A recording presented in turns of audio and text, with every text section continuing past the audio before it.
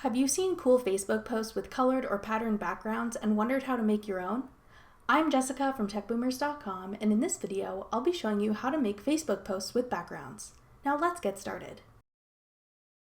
To begin, open the Facebook app and tap the What's on Your Mind text box to start creating a new status. Now type in what you want your post to say.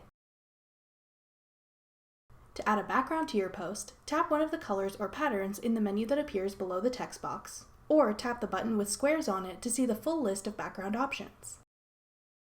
Tap a background design to apply it to your post. When you're happy with how your post looks, go ahead and share it to your feed.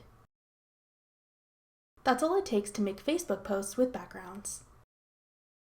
Thanks for watching. If you found this video helpful, we'd love it if you'd hit the thumbs up button below and subscribe to our channel. We put out great new tech tutorials like this one every week.